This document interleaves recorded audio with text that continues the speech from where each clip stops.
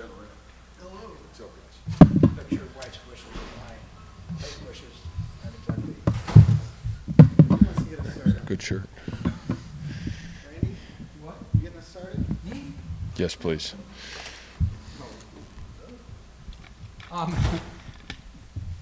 At what point would be optimal to have a starting quarterback and a starting running back named, and when that happens, what are you looking for at both positions? Yeah. I think honestly, Randy, that's a great point. For us, it's going to take camp. I think it's any time there's competition and, man, you got a lot of young guys competing to be at the top. Let me start with running back because I think it's a little bit easier. And the easiness there is, I would say after this was our sixth practice today, I feel confident that there's five guys that could start on our football team right now at tailback. And I think probably more than ever that you've seen us play, you can see tailback by committee, which is really good in my opinion, and I think it's going to make the competition from literally now through the entire fall, you're going to have to practice great to be the first guy that steps on the field to be the starting tailback. I'll go down that list for you. I think you talk about Eli Sanders, and I think Eli has, come in and really build off of what he did those last two football games, had a really good spring, and in my opinion, has helped his body physically to go be more the complete tailback. And so, again, I would say off to a really good start. Then you talk Cartavius, I think physically what he's done to transform himself, pound for pound, one of the strongest kids in our football program. And again, a guy that's got truly complete tailback tendencies, of what he's done. A.J. Harris, I really felt like kind of was getting his feet wet during spring ball, and it really helped A.J. to have a summer here. It really helped him to kind of dive into the playbook. He's a physical football player. He can do a lot from pass protection to run game to, he's also got really good hands. And I think the thing that's probably surprised all of us so far is the competition and the physicality of these two young tailbacks that came in here. And, I think both of them have had really great moments. They've had high-end flashes. And as any young football player comes into the program, can you sustain that? But I would also say both guys have come in and demanded to be in the competition. And I think when that happens, that's a huge positive. So that room, top to bottom, as deep as we've been, top to bottom, I think you got five guys that actually can compete to be the starting tailback. And, again, you're not going to know who that starter is. And quite honestly, equal to who the starter is that we got to find out offensively in those critical moments in the football game, who's the guy that's going to be on the field. And, I think we were searching for that even last year. And I don't know if we had great clarity at times where I feel even more confident that, number one, there's five guys that can be every down tailbacks, and number two, it's going to be a great race when we've had that. As I said, last week, the cream usually rises to the top of it. When you talk quarterback play, the two things that I think are absolutely critically important, and I think we talked about this again last week, the two things that I need to see, number one is, can you lead the team? Good or bad, can you be the guy that everybody in that locker room believes in, and can you lead the football team? And then I think the second thing is you got to take care of the football.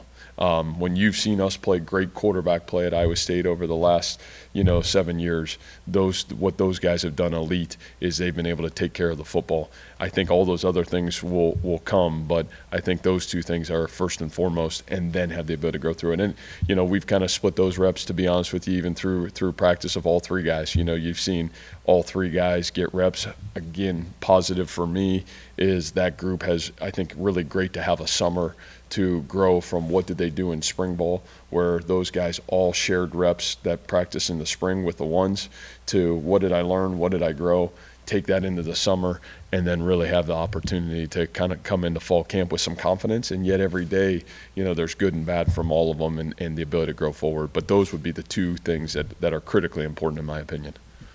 The fact, that the fact that the quarterback is generally, the most important player on the team because he handles the ball most, other than the center. Do you you say playing back, running back by committee is fine. What about quarterback by committee?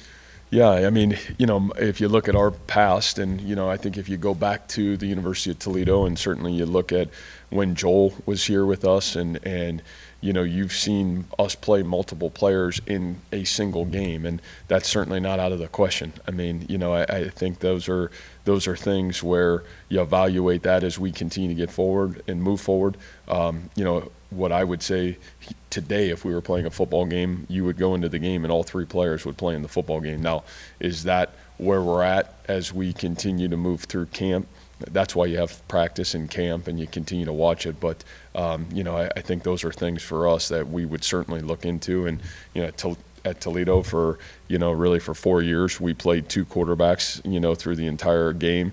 And we've certainly done that at our time here when you saw Jacob and certainly Joel, and then you saw Kyle and Joel. We know how to handle those situations for sure. Jirel was not a guy you mentioned among your running backs. Is that because he's not part of your plans or he's not practicing? Jirel has not practiced yet. And that's why you didn't mention him, I imagine? Yeah, he just has not practiced. What is your field goal kicking situation right now? Yeah, I think same situation. I think that the positive for us there is really, really great competition. We've got a healthy Keegan Shackelford.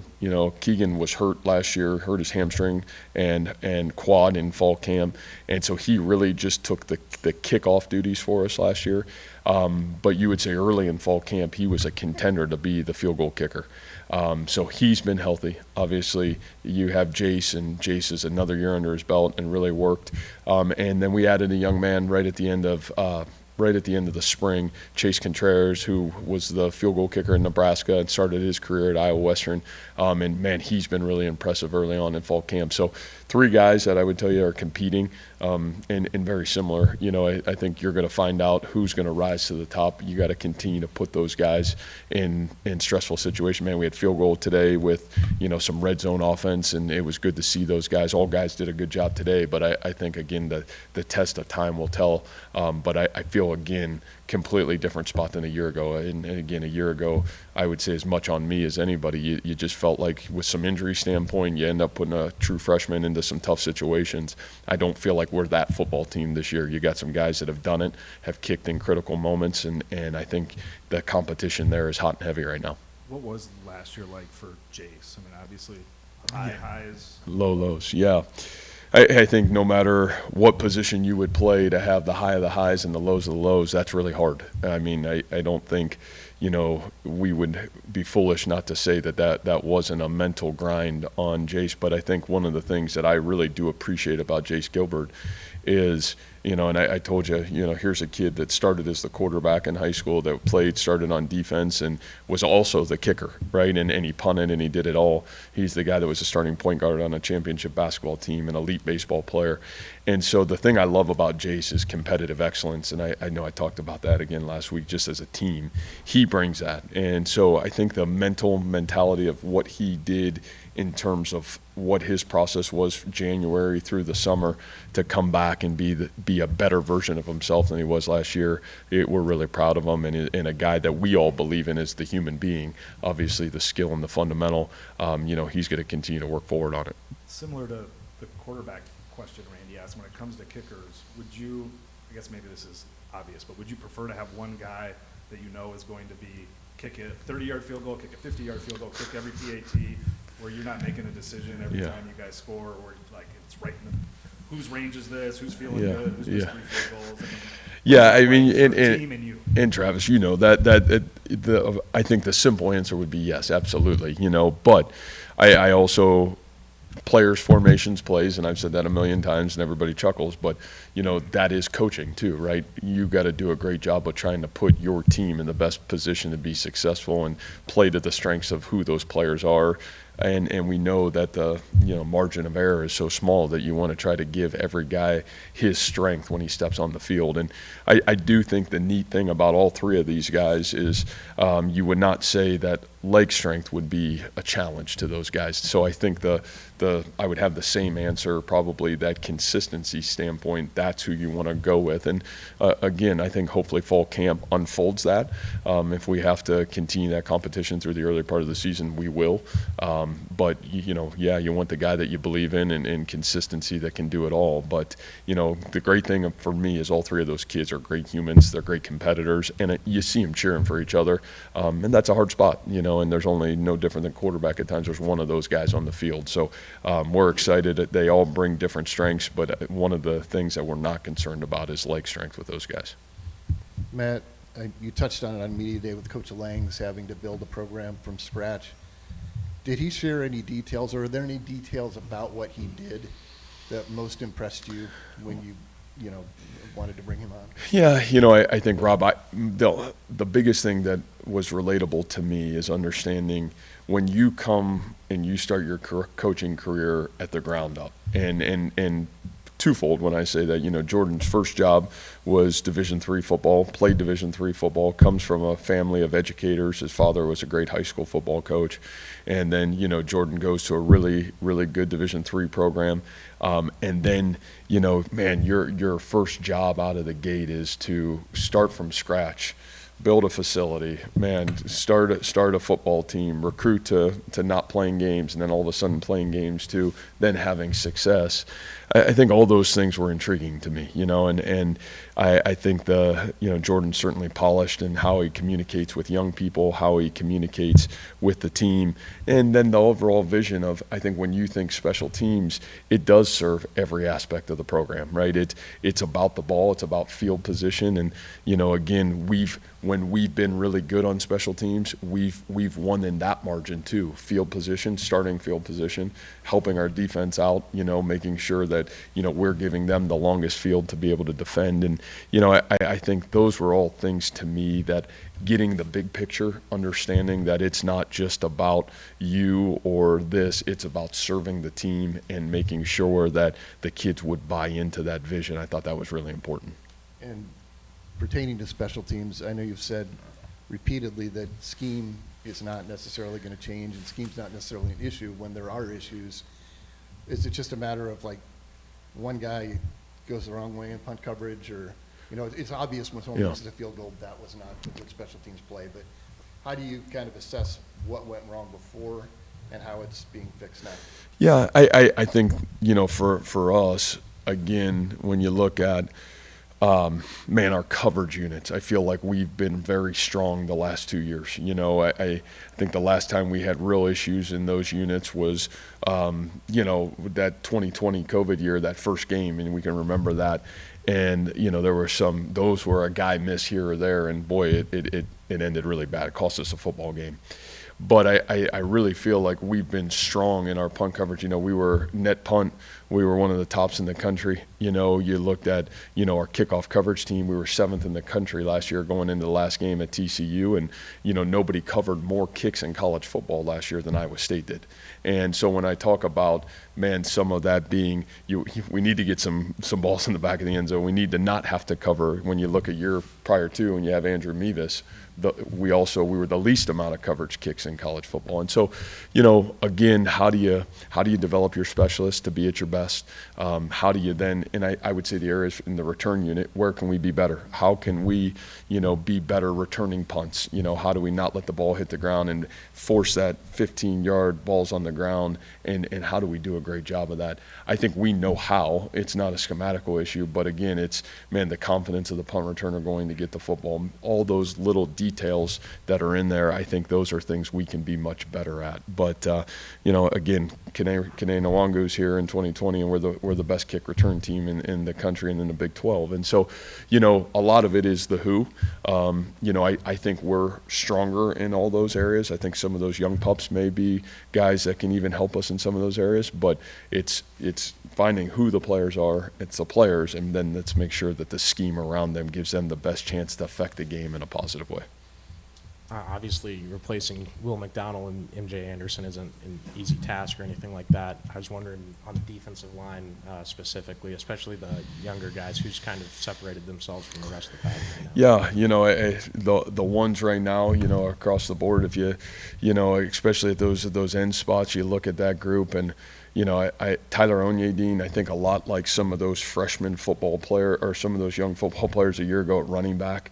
If you look at his last 4 games and what he had the ability to do and the impact that he had on the football game, it was really special. I think he has got a chance to be one of the elite defensive linemen that we've had here. He's got great strength. He's got great pass rush ability. A little bit different than those guys because he's probably the guy that's, he's a 275, almost 280 pounds and, got great twitch, but he's also got the physicality to play a 6 technique. Joey Peterson, Joey has, it's like, it kind of reminds me of his brother a little bit in Zach where, he was one of the best special teams players for us, great on kickoff coverage, was the 2 defensive end, and yet, you look at the game and you saw him affect the defensive side of the football multiple times a year ago. And Joey has just transformed himself. I mean, physically looks exceptional, has really got off to a great start in fall camp. So I think those 2 guys are pillars, that you can build off of. Ikenna is a young man that was a redshirt freshman a year ago that redshirted. I think we were constantly in the fight. Is this guy ready to play for us or not? Do we get him on the field? Played a little bit on special teams, but we were able to save his redshirt year. I don't know if anybody looks better than Ike. You're talking about length, speed, size, has really had a great start to camp. I think really challenged him coming out of the spring. If we can get that guy to play what he's capable of playing, I think you're really, really excited about, certainly what he brings to the table for us. Trent Jones is a young man that has, been on the verge for us, a guy that walked on our program. And, Trent has really kind of risen up through the course of last football season and this year. And then so you talk about some of those newcomers in there. I think, until we get there, Toby coming from Auburn, you're talking about size, length, and ability, the ability to kind of play the run and react to the pass. Samuel Same, we've talked about, I thought really had a great spring, gives you kind of Will-like pass rush ability with twitch and ability. Lot of competition across the board. Miles Mendezun moved in from linebacker to defensive end, brings some of that. So I think as we see, and to me, it's easy to talk about the ones. I think we all know we're going to be best on defense when it's the 2s and the 3s that can get in the football game and play 20 to 15 reps and really be able to affect the football game. And our 1s are really, really good. And our 2s, if they're able to play at that high level, we're going to be in a great spot. How special of a moment was it for you and the staff yesterday to offer Ben Nickel a scholarship? Yeah. I think for all of us, those are those moments where sometimes with scholarship numbers, sometimes with different things, you guys deserve scholarships and you feel like, man, they've worked for it and you just aren't able to do it because it doesn't work out. But, in this situation for Ben, this kid's journey, just phenomenal. Came to us 2 years ago after the COVID season in 2020. Ben was the captain as a sophomore in McPherson College playing NAIA football.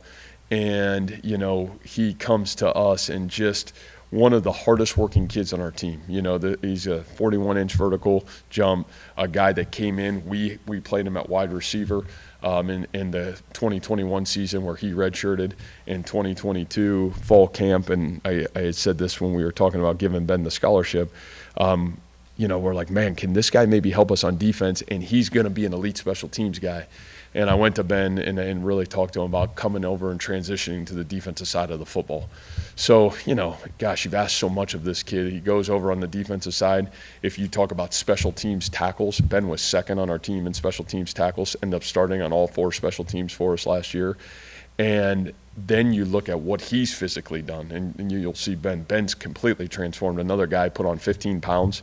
If you would say DBs in the first part of fall camp, a guy you weren't, I don't know if you were say counting on him or not counting on him, and now all of a sudden it's like, man, we're going to have to play this guy on defense. He's demanding us that he gets on the field.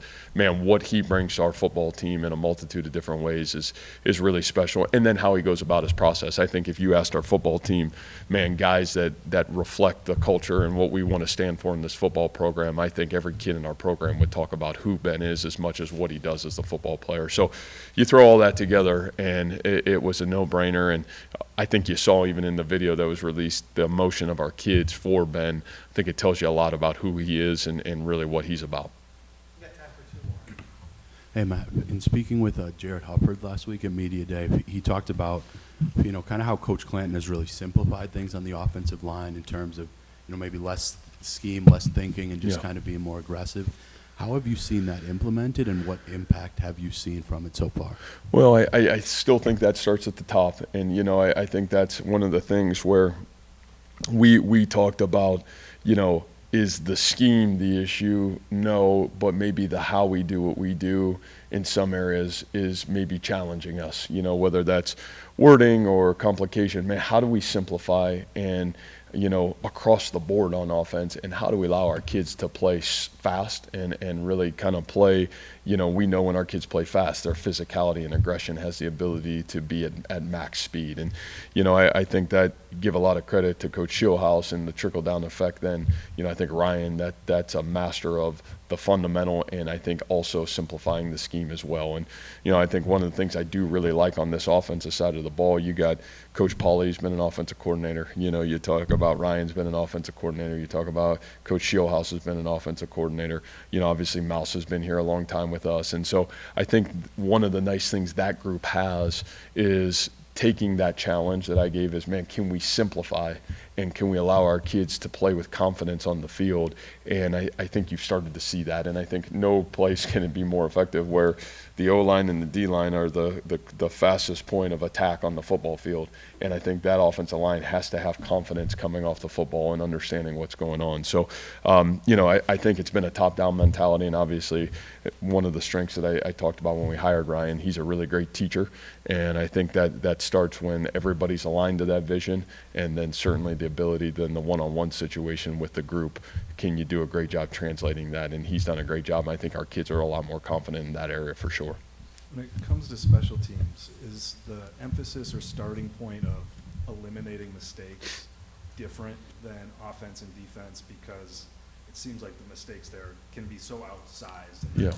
they lead to touchdowns, they lead to field goal, they lead to momentum in a way that maybe is a little different than the other two phases. Well, I think the funny, not funny, but I think the statistic that's so important there is 17% of the plays that you play in a football game are special teams plays. So sometimes you say, man, it's a third of the game, but it's really not, right? Like 17% of the plays. So, but those 17% of the plays can be absolutely critical in the result of the football game. And so you're right. It starts with how do you not beat yourself, understanding that the ball is the most critical piece of any special teams play. And then how does that translate into the success of the offense or the defense, or a win or a loss? And, I think that's something we have stressed here for a long time. But I think the reality of understanding the criticalness of 17%, but, man, so small of a percentage of the game is played there, but how critical those reps are singularly throughout the football game and the impact that it can have on the game. And so, man, from how we practice it, the amount of what we practice to, the detail and the intent of that area, I think it's absolutely critical for our success. Obviously, you would want special teams to be a plus. You want big plays there. But if you had to just accept mundane and neutral, would that be okay, given everything we just talked about? Would Randy be happy with that? I don't know. No, Yeah, probably not. No, there's and I'm joking, Randy. There's times where I think some of that is situational, right? I think there's times where you just want to secure the football. There's times where you just want to regain possession for the offense. And yet I think where some of our areas where we can improve, when there's opportunities to make a play, we got to make the play. And I think that is something that we are stressing, because there have been opportunities, and we've blocked punts. We've done some game-changing things to completely change the game. But in my opinion, you're right. I think some of the bombs that can go off in special teams, that's what you're trying to negate and do a great job. But I think the point on sometimes in a punt return or sometimes in a kickoff return situationally, man, the most important thing you can do is you can get the ball back to your offense.